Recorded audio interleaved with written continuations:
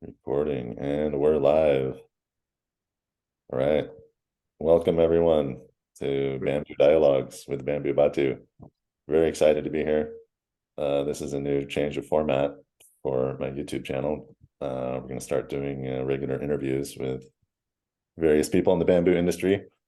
And today's guest is Paulino from Mozambique. Lives in Germany, but he's from Mozambique. Hopefully this recording works out. I don't know anything about video editing, so we have to get everything perfectly right the first time. But I'm sure we'll do fine.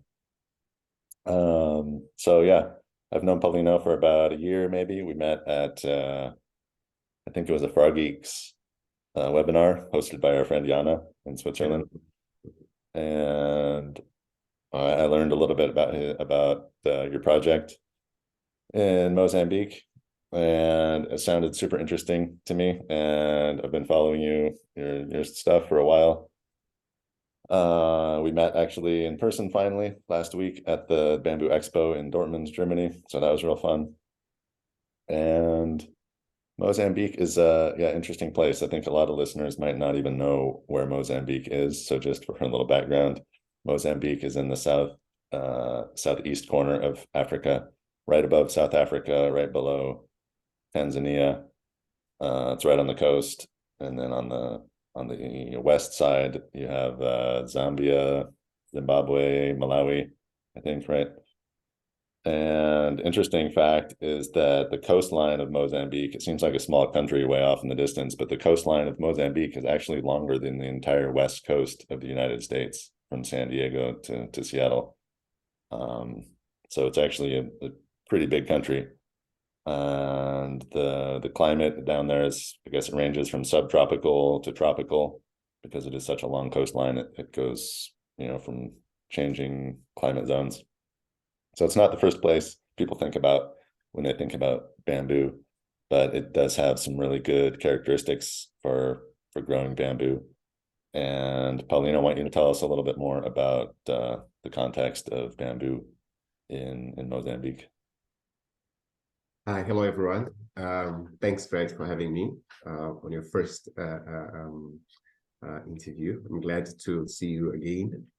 And after a year, it was really nice to meet you in person in Dortmund. And it was like a great event with very positive energy. It's a lot of bamboo enthusiastic entrepreneurs, architects, like all together was like a very positive energy and like a really good vibe. And yeah, I could not say more regarding Mozambique. You're right about how huge is the country, and we have almost 3,000 of kilometers of coastline. And when people think about Mozambique, they mainly think about the beach. For those who are tourists most of the time just think about the beach. But yeah, there's a great potential to grow bamboo. And as you said, we do have like a lot of bamboo potential, but unfortunately it's been marginalized or it's not being managed. And by years passing, we have less and less bamboo in Mozambique. Yeah, and this is the reason I started with bamboo. Well, actually, I started bamboo mainly because of the tourism. I started planting bamboo 11 years ago, was mainly to supply the tourism industry, like building houses by the beach. Again, beach. It's all related to beach, by the beach, and for other commodities, especially for the tourism industry. Well, yeah, it's great potential in Mozambique to grow bamboo for those who want to be in the bamboo business. Not only for tourism, but later on I realized that bamboo will also be interesting for the climate change, which is the biggest topic now, climate change and sustainable development. Mm-hmm. Yeah, that's interesting about a lot of bamboo growers end up, bamboo grows so well, they end up with all this bamboo, and then they don't really know how to monetize it and how to sell it, because, especially in Africa, they don't have a factory where they can process it into like a commodity. But just selling poles to tourist sites, like to bars and restaurants, I guess, along the beach, it makes a really good building material, for like a beachfront, the bar or something like that. So that makes a lot of sense. That's a good outlet. Yeah, It's really the the environmental aspects that are the driving, what drives your passion for bamboo, I guess, right? yeah. I mean, it makes all sense, or it made more sense when I was like working in tourism industry. This is my background. I have like have studied tourism and have a master's in environmental studies and sustainable development. So when you see the application of bamboo and you're thinking tourism industry, it's like, oh yeah, we're trying to reduce the plastics. Why don't we use the bamboo straws, for instance, that is growing right here? Because we have like so much restaurants there and using Mm. bunch of plastic. Then you think, oh yeah, with bamboo, I can build a restaurant or a beach bar, and then I can use the small branches to do the straws and so on and so forth. It's like so much application. This was my first thought before I had like more insight about bamboo, what could do for the environment and for the rural community. But yeah, it's all linked. So yeah, it does make sense having bamboo close to the beach and having 3,000 kilometer coastline makes even more sense. Yeah, nice. So you have a nursery there, bamboo nursery, I understand, or a small farm, or what's the, tell us a little bit about your current. Yeah, I have a nursery. I started 11 years ago. That was in 2012. A nursery with three species. I started with three species, which was Balcoa, Bambusa vulgaris, and Bambusa bambus. Those was the three species I start with. And fortunately, due to the lack of management, and yeah, it took longer to have bamboo growing because sometimes the fire would come into the fields. And I start with 8 staff. I end up with 2 because they're really not patient to see bamboo grows. Then I changed the strategy because in tropical climate, like clamping bamboo is the best one for the tropical climate, and that's are not invasive bamboo, so it's easy to grow with another crops. Then I changed the strategy. I start growing bamboo with crops and vegetables, and so far it's going good because while bamboo is growing, we grow this stuff that we can sell, and there's an extra income for the stuff. So that was a strategy after 4 or 5 years almost my field barrening, but now it's growing beautifully, I can say. Nice. Yeah, you sent me some pictures of your intercropping bamboo with pineapples, right? Yeah, Like yeah. it's a super You cool know, thing to see.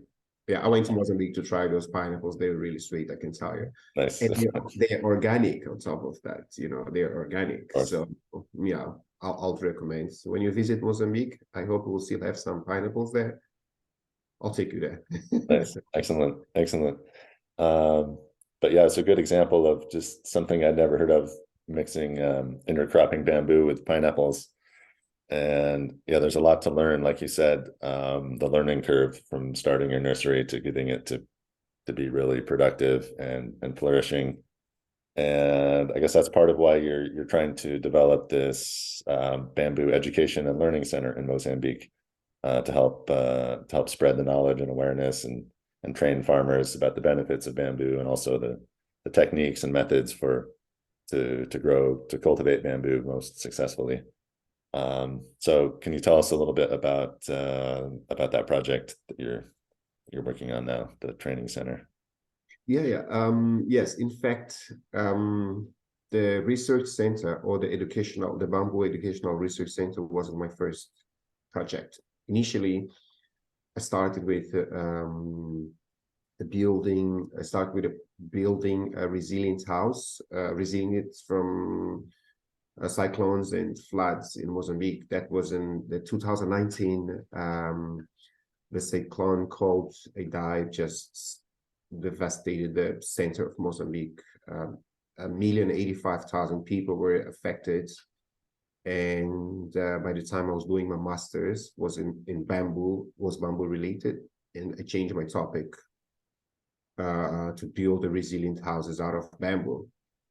Then I did another project, a project proposal, which was like to protect the riverbank of the most affected city or village, which is called Buzi. Was important for me to do this project because I wanted to raise awareness for the government. If we do uh, plant bamboo on the riverbank, we will protect the entire village from the floods. Because as you know, bamboo is quicker to grow, like 4 to 5 years when it's well established. Then that would definitely absorb a lot of water and will mitigate the floods and erosion on that region. Yeah, But when I'm doing this research, I realize there's a lot of people doesn't know about the bamboo ecosystem service. There's plenty of people because I'll go and ask here, like interview people, even the people from the agriculture department itself, they do not know about bamboo because they see bamboo as a natural grass that grows on its own, that doesn't need a management. But it's not true because every day we have less and less bamboo. Then I realized that the first thing to do was to build a research center that we could raise awareness to the local community, to the government, and the society, and the civil society itself. As you can see in my background, I don't know if you can see it properly. That is the first illustration that I'm working with Jaime Peña. He's a Colombian living in Mexico, and he have worked in Mozambique before in bamboo projects. So I got in touch with him, and we planning to build this research center in 2025 if all goes well. nice, nice. That's a great project. Yeah, that's really cool designs. It's amazing the designs and architecture people do with bamboo in the last few years.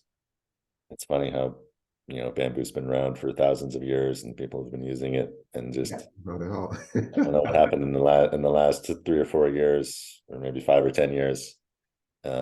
Places like the Green School, Bamboo U in Indonesia. Yeah, I think they're really at the forefront of, but also in Latin America and Colombia. Like your friend Jaime, he's like on the cutting edge as well with these just super modern designs, but using the pole to pole construction. Yeah, it'd be great to see that come up in Mozambique. yeah, I'm so excited because, as you said, it's not like we don't use bamboo in Mozambique. Bamboo is a part of Mozambican culture. Mhm. If you remember in my presentation, I didn't show the picture, but I still have the picture of my grandma's house, which was made out of bamboo. But well, for me, that house doesn't look nice at all. But if she knew like some techniques, how to build now with this new bamboo techniques building, that would be awesome. And I'm so in love with bamboo now that I don't look at that house as a poor people house anymore. I changed my perspective, and actually building this infrastructure, it will be already a showcase, going to be already a practice for the civil engineers and architects and the local constructors, like how much bamboo can do and how much beautiful stuff we can do with bamboo. So I'm really excited to start this project as a showcase, and yeah, and build with most of the available construction material that we have in the region, which is clay, like the roof touch. We have a lot of eucalyptus. Yeah, we have to like to bring it to raise this awareness. It's not that the people doesn't know bamboo, but they just do not know what bamboo can do in environmental aspect and social economic aspects. Yeah, there's a pretty simple perception of bamboo as just, yeah, a grass, like you said, Yeah, just grows just a by grass. itself, and a weed. it's just a cheap building material that's abundant. You can build really simple little shacks and sheds with it, but people don't realize the full potential of it, and they're not aware of all the different environmental benefits for like erosion control, like you're talking about on riverbeds, the intercropping techniques, mixing it with different trees and plants, like we talked about. So it's really fun to be able to present that to people who don't know so much about it, and people get really excited. Yeah. I'm always talking to people like you who already know all these things about bamboo, but it's great to, it needs to be shared and presented to the general public, so more people will adopt bamboo for all these different uses. So that's one of the reasons we're putting together this workshop in, what's it going to be, in October? Is that Yeah, we're plan? putting this workshop in October. If all goes well, we do the workshop in October, and we'll mainly be to introduce a bamboo in a new era, like because people know about bamboo, but they do not know Exactly. what exactly you can do with it. Like imagine 80% or 85% of Mozambican population use charcoal has a wooden fuel, right? Charcoal or wood. And I was just reading the news yesterday, and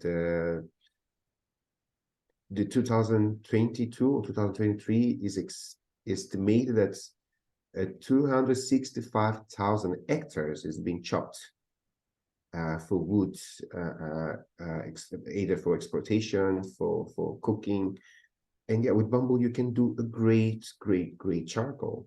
Mm-hmm. And it'd be awesome if the people could use this charcoal of bamboo instead of using the charcoal of the trees that takes 50 to 100 years to grow. Exactly. Yeah, it's a simple product from bamboo, but it's super important. There's so much deforestation all over Africa just to make charcoal, just to burn it for a few minutes to heat the house or to cook. And yeah, they've been cutting down, yeah, these old tropical woods, like ironwood trees, tropical trees that are just amazing wood. And to make charcoal with it, it's just a shame. And Yeah, bamboo, it's really yeah, sad. It's really sad to see that while we have an alternative. I mean, you have to bring alternative to the local community. You cannot just tell them or stop cutting down the trees for charcoal protection or for the wood fuel. You have to bring them alternative. You cannot just go there and say you stop. That's why I believe bamboo, if well introduced in like the good techniques of producing charcoal, that will change the community perspective. And I'm really excited to present or to start with this workshop and to raise awareness in the local community, especially to bring this new I'll say alternative for wood fuel. for sure, for sure. Yeah. If you see, it's like if a yearly we talk about 267,000 hectares. Imagine how much degraded land is there to be restored, and bamboo can do that. So there's a great potential to grow bamboo in Mozambique because most of the species like aspar grows there, and aspar is a great species. It's like a tree actually. If grows in a good condition, grows up to 30 centimeter diameter and 25 to 30 meters. This is a tree actually. It's massive. Yeah.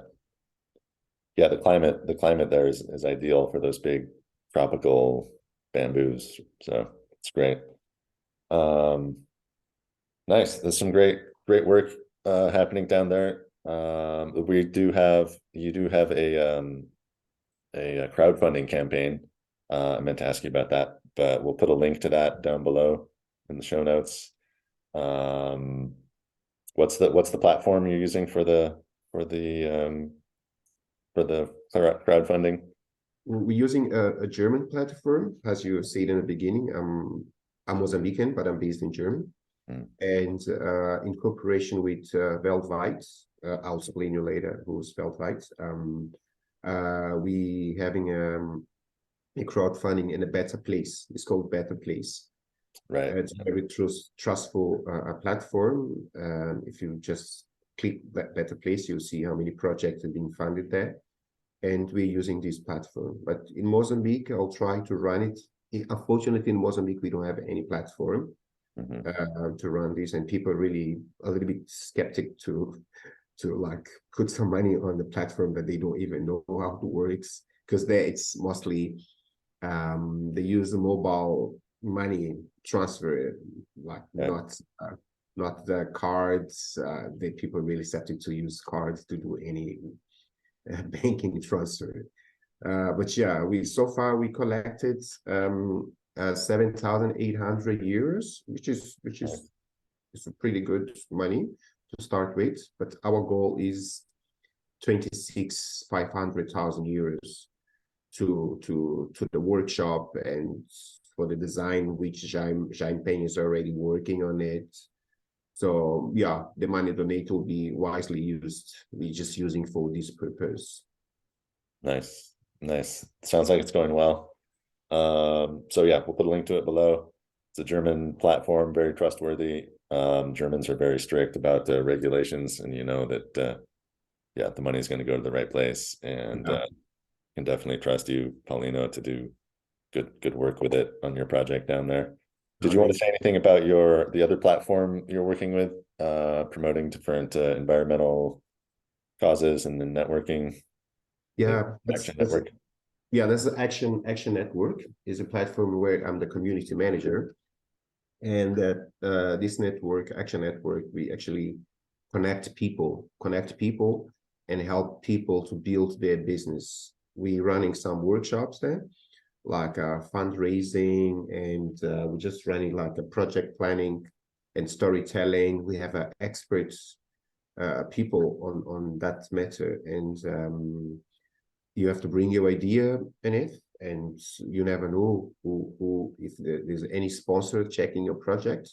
So we have this platform marketplace, a marketplace window where you just put your project, your idea, and you never know if there's anyone interested in the project, or if you're looking for collaboration. That's a good platform.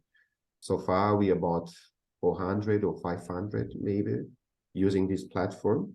And yeah, it's a great. Actually, I started my project, this research center, in that platform, and I have a lot of help and support for the users. It's a really friendly platform to promote your project. Excellent. Yeah, Nice. we're not charging anything for that because this is funded by I don't know if you know they and other funders. Well, I'm not promoting people here, but yeah, this is funded. So if you want to join the platform, it's free, and we always have workshops going on there. So you can join, you can apply for it. Yeah, sounds really cool. Great way for networking, free membership, free information, business advice, and collaboration opportunities, and place to promote projects and things. Yeah, sounds great. Yeah. Nice. Um, yeah, anything else you want to add before we close it out here? Well, it would be nice also if you talk a little bit about the biochar, because this is something that we really wanted to promote, and you're an expert on that. Nice. And this is what I'm looking for. It's like Mozambique to show how much we could uh, um, restore degraded land using biochar as well, which is a little bit similar to charcoal. But so yeah, it would be nice if people can hear one more time about the biochar and how we can use it in Mozambique. Sure, sure. Yeah, people are always asking me about biochar.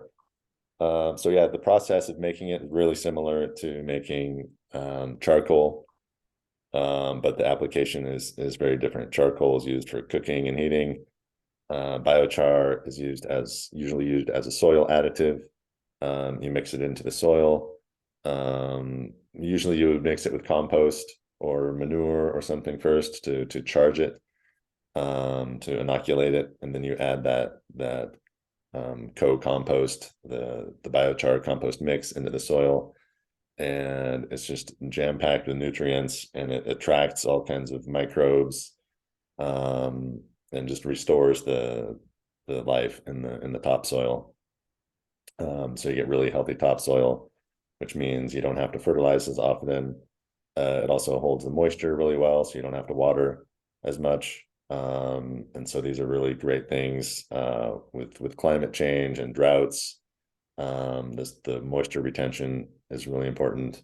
But at the same time, there's flooding that's washing away topsoil, making Mhm. it harder and harder to farm.